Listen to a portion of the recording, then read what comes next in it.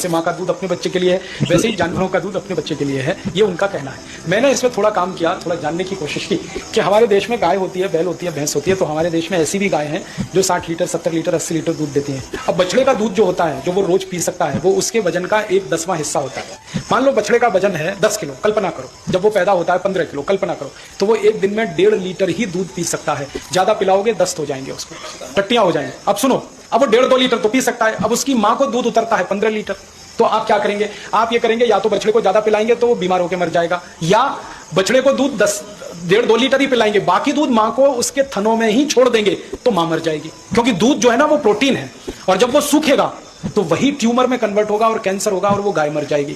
इसलिए हमारे शास्त्रों में कहा गया कि बछड़े और बछिया के लिए वजन के अनुपात के हिसाब से दूध छोड़िए। तो हमारे किसान अक्सर ये करते रहे कि 1 थन का दूध बछड़े और बछड़ी के लिए, 3 थन का दूध अपने लिए। तो ये बैलेंस की व्यवस्था है, पूरा दूध निकलता भी रहे, माँ भी जिंदा रहे, बछड़े भी जिंदा रहे, बछिया भी जिंदा रहे। अब क्या हुआ, इस देश में कुछ लोगों ने कहना शुरू किया दूध बच्चे का अधिकार है, आप पी रहे हो तो आप अनैतिकता कर रहे हैं। तो अब फैल गया, दूध पीना बंद कर दो। क्या पियोगे? आपके पास कैल्शियम का दूसरा स्रोत क्या है? दूध के अलावा हिंदुस्तानियों के पास कैल्शियम का दूसरा स्रोत क्या है?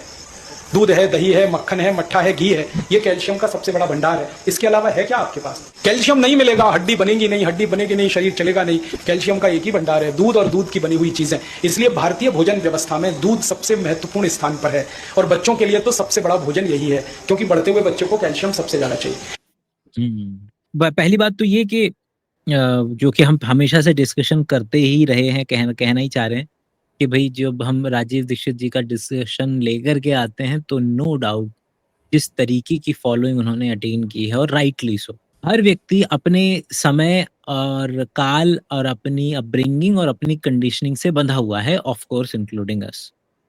लेकिन अपने समय, अपनी कंडीशनिंग, अपनी एजुकेशन से बंधे होने के बावजूद इस फंडामेंटल आइडिया पे हम सभी लोग एग्री करते हैं कि किस तरीके से जब पावर एक जगह संग्रहित होने लगती है, चाहे वो कैपिटलिस्टिक कंपनीज जब 1-2 रह जाएं टॉप पे, या फिर पावर के अंदर में जब कोई पर्टिकुलर पार्टी बहुत ज्यादा मेजॉरिटी के साथ राज करने लगे देश के ऊपर में, तब उसको चेक और बैलेंसेस में लेने की जिम्मेदारी हर एक उस व्यक्ति की हो सकती है जो वो जिम्मेदारी लेना चाहता है, या एटलीस्ट ले सकता है, जो कि राजीव दीक्षित जी की भी थी। लेकिन क्योंकि एक बड़ा आयाम इसका ये भी है कि जिस तरीके से कोई भी व्यक्ति हर समय, हर काल में, हर कंटेक्स्ट में सही नहीं हो सकता, वो सेम रूल्स, इंसानों वाले रूल उन पे भी अप्लाई होते हैं। और आई थिंक कि वो भी होते तो इस बात को एग्री कर लेते कि हाँ यार, मतलब कि तुम्हें पदवी पे तो किसी को बिठाने की जरूरत नहीं ना। वो तो खुद बोलते थे कि भाई क्या चीज, कि जितने भी बाबा लोग हैं जो कि करोड़ों करोड़ों की संपत्तियां लेकर के चलते हैं और हवाई जहाज में घूमते हैं, वो तो खुद इस पर्टिकुलर बाबा कल्चर के खिलाफ थे इंडिया के अंदर में।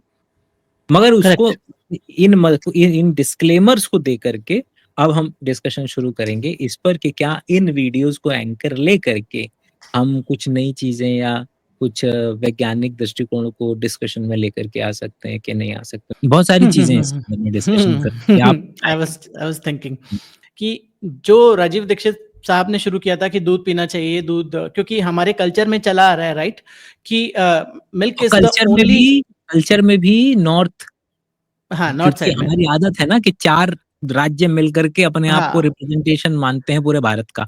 नॉर्थ ईस्ट उसमें हाँ, मान नहीं लेते हैं कि हम जो देखने वाले हैं वो भारत हैं, एक बार को समझ लेते हैं इसको, just for the sake of simplicity के कल्चर कुछ कल्चरों में है कि दूध पीना ओके है, एक्सेप्टेबल मान लिया आपने। It is one of the few animal products जिसको आप बोल रहे हैं कि हाँ ये पी सकते हैं, ठीक है।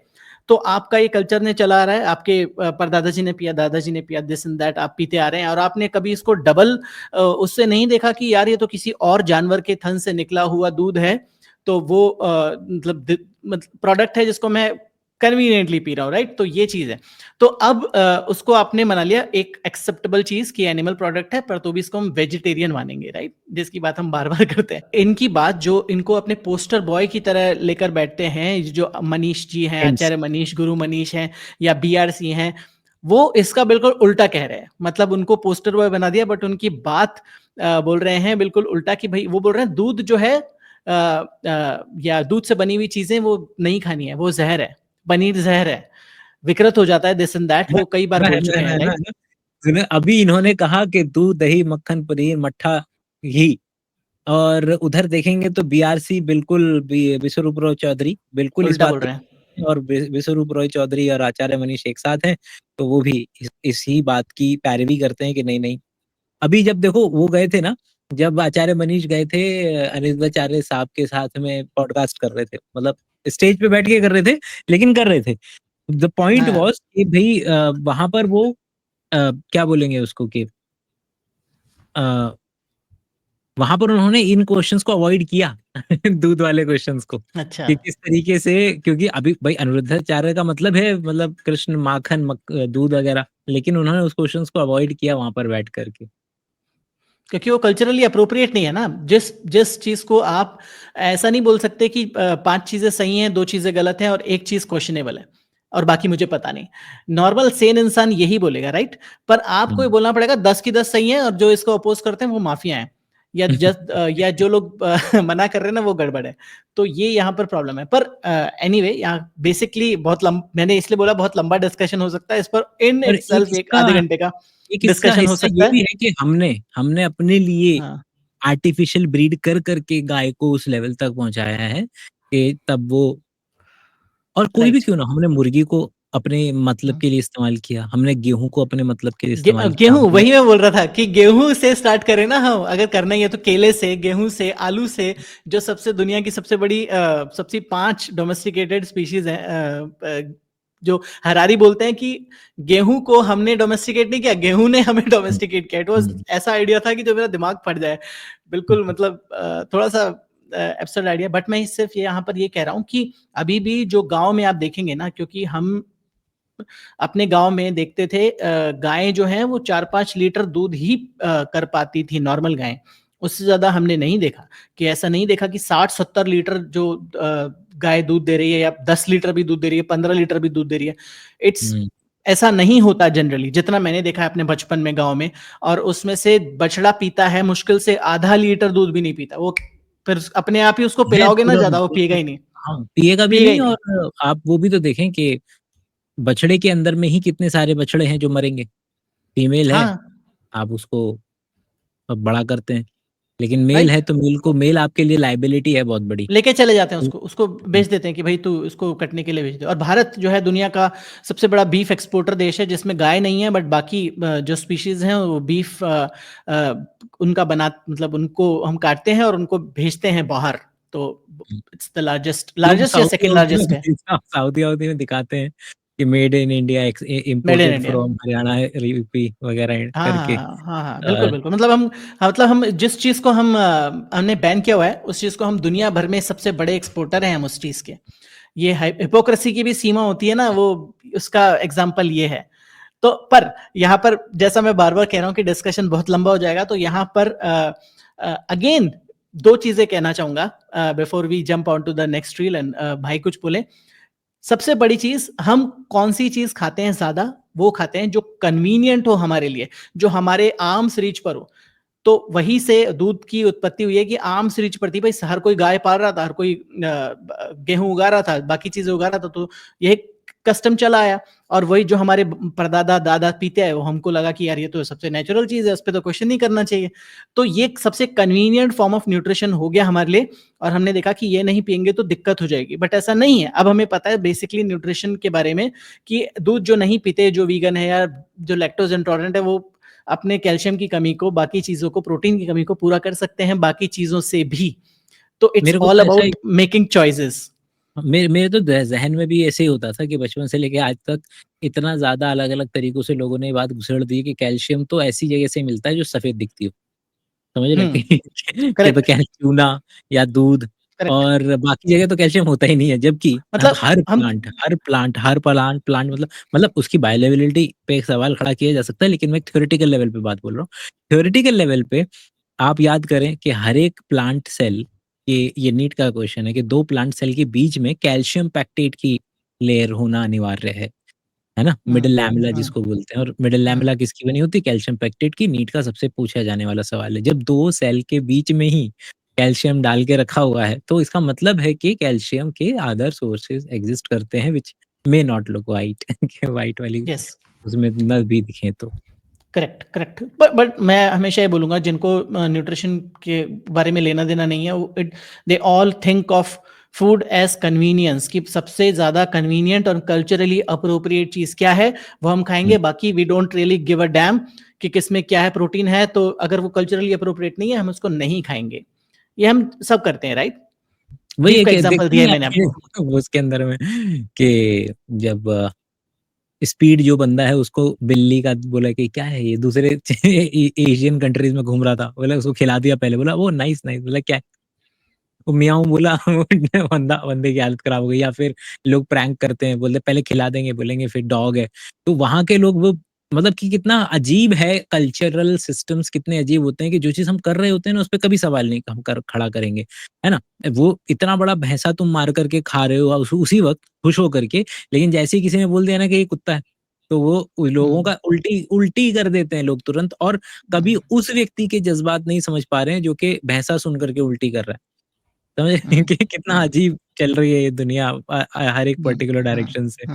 और अरे भाई और साहब, भी अरे भाई साहब, यहाँ पर तो लोगों का क्या है कि अगर अगर गलती से ट्रेसेस मिल जाते हैं ना अनियन गार्लिक के, तो दंगे हो जाते हैं। दंगे मतलब आप सोच सकते हैं पराकाष्ठा इस चीज की कि आपने अनियन गार्लिक के श्रेड मिल गए किसी जगह पर और आपने उस बंदे का पूरा रेस्टोरेंट जला दिया, मतलब उखाड़ दिया, पूरा बर्बाद कर दिया उस और लेडी का पूरा रेस्टोरेंट। अरे उसकी भी तो देखो आपके हिपोक्रेसी या डिप्लोमेटिक के तुमने कि क्योंकि तामसिक है और आपके अंदर में प्याज और लहसुन हिंसक प्रवृत्ति को जन्म देता है, वही हिपोक्रेसी इसके है। काउंटर में आपने होटल जला दिया। अरे ऐसी की तैसी। और ये भी नहीं कि जबरदस्ती भाई, खिलाओ किसने, वो पहले श्रेड तो मिल आप गया वो उसका कहीं से छिलका। पहले तो आप वो बंद करें जो आप खा रहे थे, क्योंकि क्योंकि ये हरारी की ना मेरे को ये वाली लाइन भी बड़ी पसंद थी। कहते कि दुनिया में अगर कोई पंगा लेने वाला धर्म है तो है जैनिज्म, क्योंकि वो जितना कट्टर होगा उतना तुम्हारा जिंदा बचे रहने की संभावना है क्योंकि बाकी धर्मों में जैसे जैसे वो कट्टर रूप ट्रू इख्तियार करते हैं वैसे वैसे तुम्हारे मरने की संभावना बढ़ती है।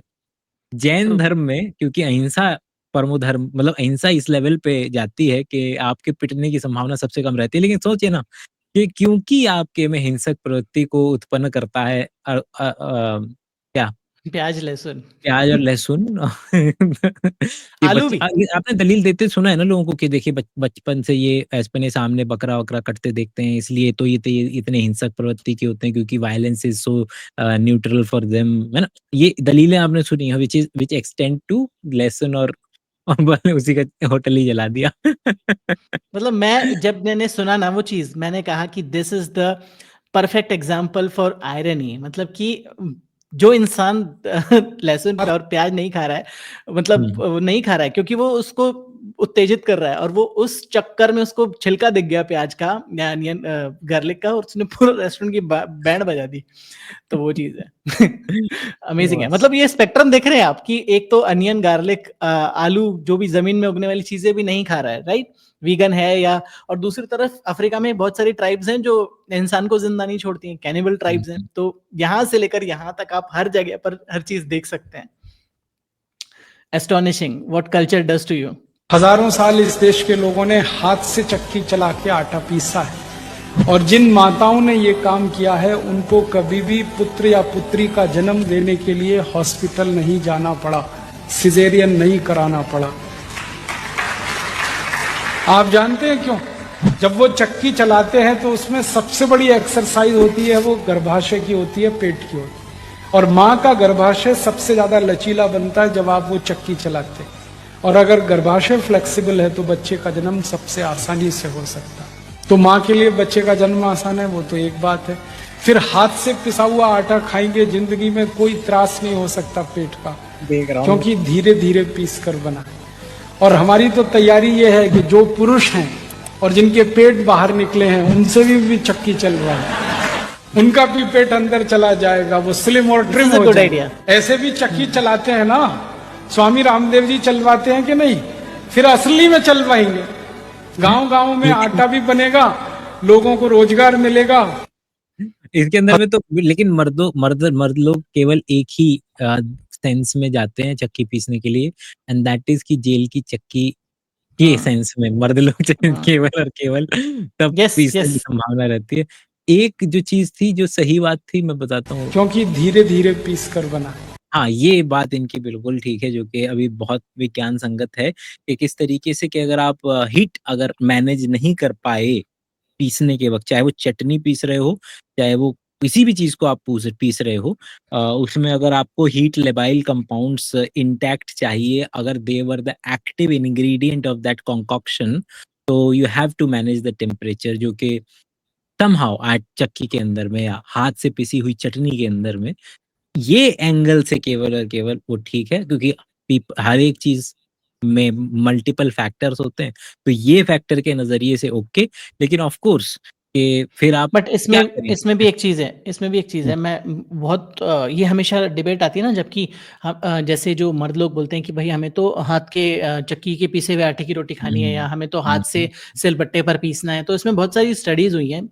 आई think I included this in one of the videos Rajiv Dikshit पर जो बनाया गया था। उसमें उसमें जस्ट ये कंपैरिजन किया गया कि जो कंपोनेंट है, कितने हीट जो हीट जनरेट होती है चक्की में, नो डाउट, और मिक्सी में भी। मिक्सी में इतनी नहीं होती क्योंकि उसमें पानी है, तो पानी है तो वो इतना हीट जनरेट वैसे भी नहीं होने देता। तो बर्फ के साथ भी बढ़िया बनती है, कलर भी लूज़ नहीं करती है, हाँ, अगर घर में बना हाँ, रहे हो तो हाँ। बर्फ डाल दो, मस्त। पर जितनी भी स्टडीज हुई हैं उसमें इतना ज़्यादा सिग्निफिकेंट डिफरेंस नहीं पाया गया दोनों के केस में। चटनी की बात कर रहा हूँ यहाँ पर कि मिक्सी में पीसी गई चटनी या हाथ से पीसी ये गई चटनी के कंपोनेंट ही बीच में। इतनी है ना कि पता कैसे कर पाएगा बंदा, मतलब कि मैं तो ये समझ पा रहा हूँ। हुँ, और जहाँ पर भी ये चीज़ है कि सिग्निफिकेंट स्टैटिस्टिकल डिफरेंस नहीं मिल पा रहा है, तो फिर ईज़ी एक्सेस और ईज़ी वाले पार्ट में चले जाओ आप। लेकिन हुँ, इस हुँ, बात को एक्सेप्ट करते हुए कि किसी भी चीज़ का वैज्ञानिक दृष्टिकोण था क्या, कि वहाँ पर हुँ। आपको ये बोल कर के इस बात की इजाज़त नहीं मिल रही है हर घर पे कि जानू आप ज़रा अपने हाथ से ही ज़रा पचक पीसें ज़रा। यही तो होता था कि भाई मेरी मम्मी हाथ से पीसती थी चटनी, तो तुम भी हाथ से। हर इंसान क्या बोलता है, मेरी मम्मी पीसती थी, मेरी दादी पीसती थी, मुझे उसी का टेस्ट याद आ रहा है, तो तुम भी हाथ से पीस के खिलाओ। जैसे खुरदरा बहुत रहता है सारी थोड़ा-सा, मूवीज क्योंकि में उसके है, अंदर में हाथ से पीसेंगे ऐसा तो आप होता है। उसको इतना फाइन भी तो नहीं पीस सकते, है ना? हुँ। वो थोड़ा-सा पर खुरदरा आजकल रहता है तो आजकल आपको लगता आजकल है। मिक्सर्स में ये फंक्शन है कि आप उसको हुँ, दरदरा पीस सकते हो। There is a um. Function. आप वो वाला आई मिक्सर एग्री। लेकर आओ ना।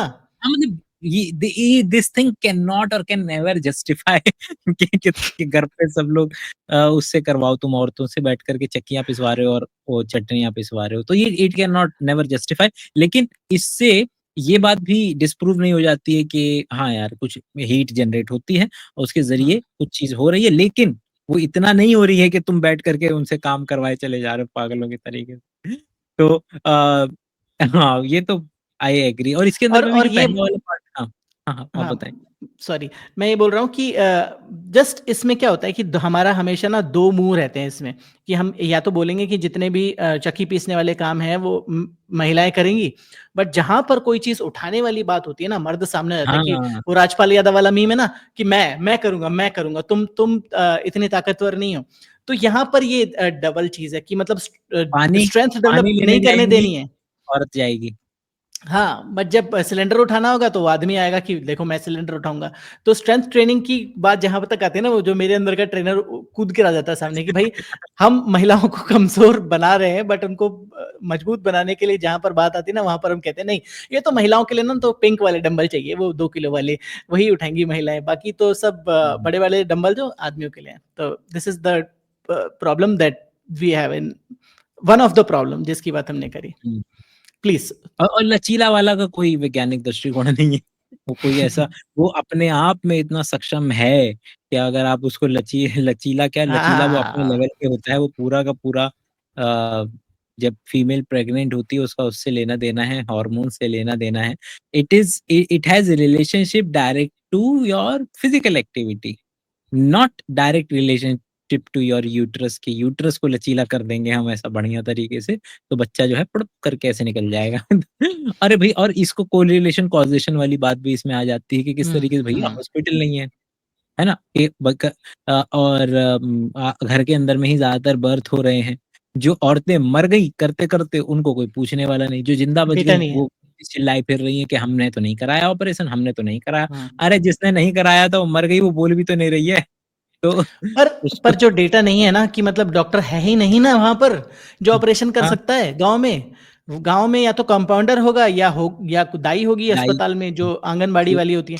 डॉक्टर आंगनवाड़ी है ही भी नहीं तो और वैसे भी ऑपरेशन कहाँ से करेगा? बगैर, हाँ, बगैर आंगनवाड़ी वाली भी, कि जो कि हाँ, बस गाँव ऑपरेशन में करने का है ही अनसेड नहीं। रूल है कि ये हैं जो कि करवाती हैं, राइट, मतलब राइट। डिलीवरी करवाती हैं। तो कितनी कितनी डेथ होती है उस टाइम पर जब डॉक्टर अवेलेबल नहीं है और कुछ कॉम्प्लिकेशन आ गई तो उसका डेटा है ही नहीं हमारे पास ना। और जबरदस्त है इस वो। नज़रिए से डेटा है कि डेथ होती थी, कि आपका हम्म। चाइल्ड बर्थ के दौरान डेथ रेट बहुत ज़्यादा था पहले एज़ बहुत ज्यादा कम्पेयर हाई टू था। नाउ, और और चीज़ें अभी भी जच्चा दूध की बच्चा दोनों तरह। के लिए, हुँ, बच्चों के लिए भी और माँ के लिए भी, दोनों का हुँ। डेटा है उसमें।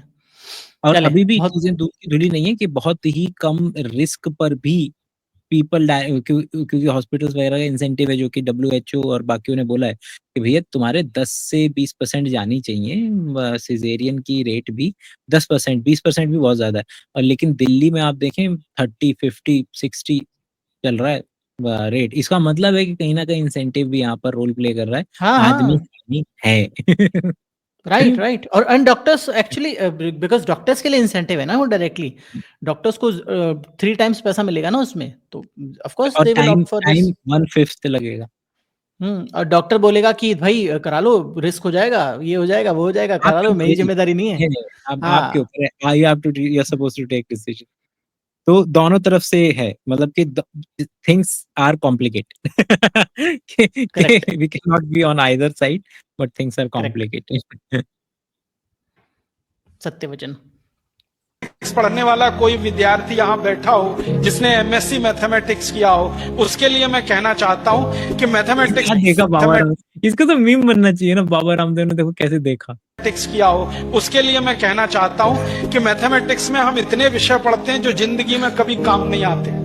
डिफरेंशियल कैलकुलस पढ़ते हैं, इंटीग्रल कैलकुलस पढ़ते हैं, स्टैटिस्टिक्स पढ़ते हैं, स्टैटिक्स पढ़ते हैं, डायनामिक्स पढ़ते हैं, सब रद्दी और एकदम बेकार। मैंने डायनामिक्स पढ़ा, मैंने स्टैटिक्स पढ़ा, मैंने इंटीग्रल कैलकुलस पढ़ा, मैंने डिफरेंशियल कैलकुलस पढ़ा, आज तक मेरी जिंदगी में एक बार भी काम नहीं आया।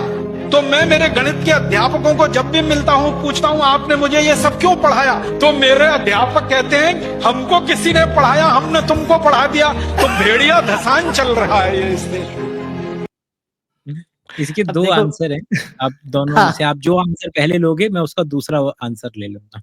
आप इसमें बताओ। सिंपल सी बात है देखो कि मैंने मान लीजिए मैंने पीएचडी कर ली मैथमेटिक्स में, ठीक है। पर मैं बैठा हूँ अपने पापा की कपड़े की दुकान में, ठीक हुँ, है। कपड़े की दुकान में या आटे की दुकान में, तो वहां पर मैं कहाँ उसका यूज कर पाऊंगा? यूज केस कहाँ है? अब राजीव दीक्षित साहब जो है मैथमेटिक्स पढ़कर आए हैं, पर वो कर रहे हैं समाज सुधार, वो बात कर रहे हैं राजनेताओं के खिलाफ, वो बात कर रहे हैं टैक्स एविजन की, वो बात कर रहे हैं बाबा कल्चर के अगेंस्ट में। तो कहाँ पर आ गई मैथमेटिक्स बताइए मुझे जरा। तो ये एक चीज है कि यूज केस आपको जनरेट करना पड़ेगा ना। और आचार्य प्रशांत ने इस बारे में अगेन बात करी है इस आई थिंक इसी रील के कॉन्टेक्स्ट में कि आप जब उसका यूज नहीं करना चाहेंगे तो देयर इज नोबडी वो आपसे निकलवा ले कि भाई बता मुझे इसका कैलकुलेशन या ये चीज का आंसर बता। तो वो चीज है सबसे इंपॉर्टेंट। तो ये सर हाँ, आप बताएं। एक तो इसका ये वाला आंसर है, जो कि जॉर्डन एलेनबर्ग, जो कि बहुत बड़े मैथमेटिशियन है, उन्हीं का है, कि जब आप डिफरेंशियल कैलकुलस, स्टैटिस्टिक्स कर रहे थे, तब आप उसके पीछे एक चीज़ और सीख रहे थे, कि हाउ टू सॉल्व प्रॉब्लम, कि किस तरीके से चीज़ों को हैंडल किया जाता है। मतलब कि ये बिल्कुल उस तरीके से है कि किसी को आप सुबह-सुबह भगवा रहे हो क्रिकेट के गेम से पहले, और वो क्रिकेट का प्लेयर आपसे कंप्लेंट कर रहा है, "यार भगवा क्यों रहे हो? मैं वहाँ तो मुझे छक्के मारने, मैं क्यों भाग रहा हूँ?" तो वो राइट। आपको जिस तरीके से हर हर ओवरऑल आपकी डेवलपमेंट में हेल्प करेगा, पहला तो वही पार्ट है।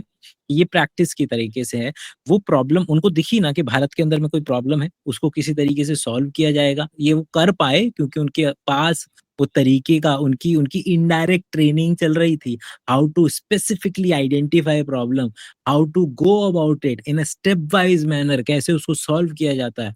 उनको पता भी नहीं चल रहा है, जो चीज़ 1 टू 1 के रिलेशनशिप में नहीं आ रही है, लेकिन he is able to do those things, क्योंकि उनका बैकग्राउंड इस तरीके का आ रहा है, पहला।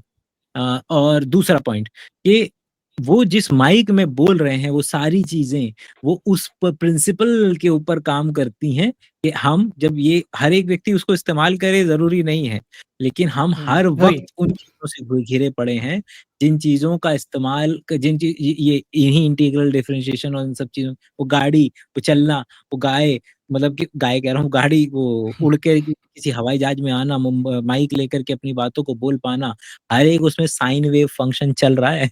ऐसा नहीं है कि नहीं चल रहा है। तो ये 2 आंसर मेरी नज़र में जो इसके करीब घूमते हैं कि क्यों काम नहीं आ रहा है आपको और किस तरीके से और असल में काम में आ जो यूज़ केस की बात मैंने बताई ना, वो it has to do with our mindset towards education system. जो हमारा माइंडसेट रहता है कि भई मैं इतना हाँ, इतना पढ़ूँगा, एग्री, उसके बाद मैं नौकरी नौकरी पर बैठूँगा, मुझे पैसा कमाना है, एग्री, मुझे कोई फ़र्क नहीं पड़ता एप्लीकेशन से।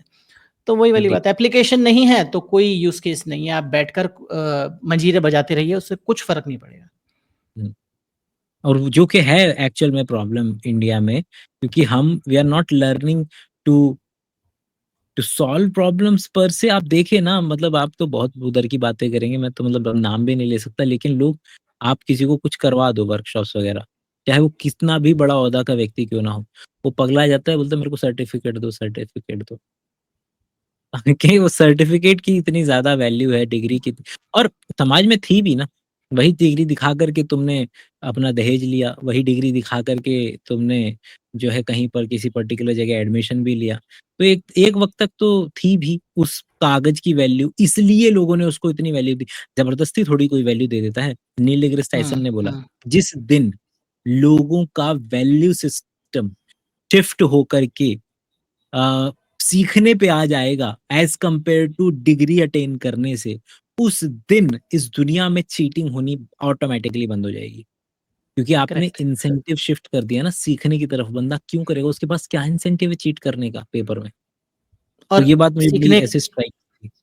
बिल्कुल सही, और इसी से जुड़ी हुई बात है एक और कि सीखने का इंसेंटिव इतना ज़बरदस्त है कि जितने भी और ये बात मैं अपने सेशंस में बोलता हूँ as a career counsellor, as a career guidance coach, आप भी मुझे रीच आउट कर सकते हैं। तो मैं हमेशा बोलता हूँ कि सीखने का इतना ज़बरदस्त इंसेंटिव है कि जितने भी सर्टिफिकेट कोर्सेज है दुनिया में बेहतरीन, वो फ्री हैं अगर आपको सर्टिफिकेट नहीं चाहिए तो। आप ऑडिट कर सकते हैं, ऑडिट में फ्री है। तो आपको अगर पीस ऑफ पेपर नहीं चाहिए ना, तो आपको यस। $1500, $500, $1000 देने की ज़रूरत नहीं है। फ्री में सर्टिफ़िकेट, मतलब फ्री में आप हुँ, सारी चीज़ें सीख ये सकते हैं। जानकारी ले सकते हो। ईडीएक्स कोर्सेरा पे ज़्यादातर यही रूल फॉलो होता है कि अगर तुमको वो चाहिए, डिग्री चाहिए वो पर्चा चाहिए तो फिर $100-200 का हो जाएगा वरना ऑडिट कर लो। हुँ, तो ये बहुत इम्पोर्टेंट है। If somebody does not know, I think most people do not know about this. अपने देश में एक महाशिवरात्रि त्योहार आता है। शंकर जी को उस दिन स्नान कराते हैं। किससे? दूध से कि लाइफ बॉय से? पता है शंकर जी लक्स लगाते हैं? नहीं ना, शंकर जी दूध से नहाते हैं। क्यों? सोचा कभी क्यों? मैंने सोचा ये शंकर जी दूध से क्यों नहाते हैं? भक्त लोग साबुन से नहाते हैं, भगवान जी को दूध से नहलाते हैं। दूध से इसलिए नहाते हैं कि दूध सबसे अच्छे तरीके से शरीर का मैल निकालता है। दूध को हम लोग विज्ञान की भाषा में कहते हैं बेस्ट क्वालिटी क्लिनजिंग एजेंट, सफाई करने वाला। आप एक दिन ऐसा करना, दूध लेना कच्चा, उसको चेहरे में लगाना, फिर रुई से चेहरे को पोंछना, रुई एकदम काली काली हो जाए। कैसे? आपने दूध लगाया, गंदगी सब बाहर आ गई, रुई से। इसके 3-4 हैं, एक तो वही वाला आइडिया कि लाइक डिसॉल्व लाइक वाला कि दूध के अंदर में हाँ, दोनों चीज़ें मिल जाएँगी। जो आपके फैट वाली चीज़ें हैं, वो फैट वाली चीज़ों को डिसॉल्व खाली पानी से आप अगर आपकी ऑयली है चीज़ें, ऑयली कुछ ग्रीस वगैरह लग गया है, तो दूध से ज़्यादा अच्छे से निकल जाएगा एज़ कम्पेयर टू क्योंकि उसके अंदर में थोड़ा-सा फैटी सब्सटेंस होगा, तो फैट को डिसॉल्व करके निकाल के लेके जा सकता है। जो प्रॉब्लम्स रह सकती हैं, वो वहाँ पे ये रह सकती हैं कि जैसे भई प्रॉब्लम तो दोनों है कि साबुन का भी पानी में जाना गलत हो जाएगा और दूध का भी पानी में जाना गलत हो जाएगा क्योंकि दोनों ही ऑर्गेनिक मटेरियल जिस तरीके से मान लो कि दूध ऑर्गेनिक मटेरियल है, तो जिस भी पानी में जाकर के मिलेगा, वहाँ पर किसी दूसरे तरीके की बैक्टीरियल या ग्रोथ को प्रमोट कर सकता है बेसिकली क्योंकि उसके अंदर में शुगर अच्छे क्वांटिटी में मौजूद है। एक जो आइडिया जो उन्होंने शुरू से बोला उसको मैं वो एक्चुअल में लेना चाह रहा था, वो ये वाला था कि भई किस तरीके से आचार्य प्रशांत ने दिया था इसका जवाब। जवाब क्या नज़रिया है कि किस तरीके से लोग आजकल दूध को बहुत ज़्यादा लिंक करके देखने लगते हैं कि नहीं-नहीं यही तो चीज़ है जो कि चढ़ाई जाती है। जबकि वही वाली बात है कि मैंने एक कहानी बनाई थी एक बार कि एक बार पंडित जी फेरे दिलवा रहे थे। आस-पास में एक काली बिल्ली थी, वो परेशान कर रही थी। तो पंडित जी ने बगल में जो फूलों की टोकरी थी, उसके फूल निकाल कर के टोकरी लेकर के टोकरी को उल्टा बिल्ली के ऊपर रख दिया और जो है वो शादी करवा दी। अब क्या हुआ कि अगली बार जब कि घर उसी खानदान में जब शादी हुई और ये पंडित जी मर गए, इन पंडित जी का बेटा आया। तो पंडित जी देखा गया कि जो पंडित जी का बेटा जब उसने फेरे डलवाने शुरू किए तो उसने माँग की कि एक काली बिल्ली और एक जो है टोकरी जो है वो ले आओ क्योंकि फेरे तो तभी पड़ेंगे। तो वही जो रहता है कि जब ये आचार्य प्रशांत ने बोला कि भई जब चीज़ें शुरू हुई होंगी, आदमी हमारी जो कल्चर है वो क्या था? हमारा एनिमल बेस्ड कल्चर है का एग्रीकल्चर बेस्ड कल्चर है, उसके अंदर में तुम्हारी पराकाष्ठा क्या है? जो क्या है जो तुम किसी देवता को या अपने आराध्य को अर्पित कर सकते हो, उसकी पराकाष्ठा क्या है? वो है तो उस वक़्त था तुम्हारा दूध, कि तो ये सबसे ज़्यादा वैल्यूएबल थिंग है जो तुम अपने किसी आराध्य को दे सकते हो। अब लेकिन वही है कि जैसे वो उस समय पे था वो चीज़, अब वो धीरे-धीरे जैसे आज का समय हुआ तो वही कि काली बिल्ली और टोकरी ले आओ तभी जो है वो आगे बढ़ेंगे। तो अब लोग क्या करते हैं क्योंकि वो गलत साबित नहीं कर सकते तो उसकी उसकी डेफिनिशंस ले कर के चेंज करने लगते हैं क्या कि जी पत्थर में चटकता नहीं है पत्थर। असल में ये स्टेटमेंट था जो आचार्य प्रशांत वो करना चाह रहे थे, खोलना चाह रहे थे। यस, बाकी यस। ठीक है आनंद लें जिससे आपको लगता है बेसन, हल्दी, घर के अंदर में जो सामान मिलता है उसका बढ़िया सा कॉन्कोक्शन बनाएँ, लपेटें, खुश रहें, आनंद लें। कभी ये ट्राई करें, कहीं वो ट्राई करें। साइंटिफिक बेसिस दोनों का सेम है, मतलब अगर आपको उसको 2 मिनट के लिए लगा कर रखेंगे तो वो भी निकाल देगा चीज़ों को आपकी बॉडी से। सोप भी आपकी बॉडी से चीज़ गंदगी को निकाल देगा। पर वही है हुँ, कि आपके लिए कन्वीनिएंट क्या है, बाथरूम में आप दूध लेकर नहीं जा सकते। It will not be not be hygienic for most people, not be convenient. But bathroom में एक साबुन की बट्टी रख सकते हैं हम, और वो आजकल बहुत आसान है उसको रखना, बहुत सस्ती भी है कंपेयर टू दूध के कंपैरिजन में। तो दोनों काम करेंगे, बट साबुन तो भी बेहतर काम करेगा, क्योंकि वो उसका डिजाइन ही उसी के लिए किया गया है कि वो ज्यादा से ज्यादा झाग प्रोड्यूस करे। उसमें TFM है और वो झाग बनाए आपकी बॉडी में आपकी जो ऑर्गेनिक और फैटी कंटेनिंग गंदगी है उसको निकाल दे, और उसको ज्यादा सॉल्युबल बनाए साबुन के झाग में, ताकि वो जब हुँ। आप उसको धोएं तो वो साबुन के साथ निकल जाए। चलें, सर आज का ज़्यादा लंबा खींच गया, आज की बकैती को यहीं विराम देंगे। अगली बार डिस्कशन के लिए फिर दूसरी डायरेक्शन में चलेंगे, किसी और चीज़ को एंकर बना कर के देखेंगे। तो अगली बार तक के लिए अपना ख़्याल रखें। नमस्कार। बाय-बाय। सब्सक्राइब नमस्कार। कर लीजिएगा।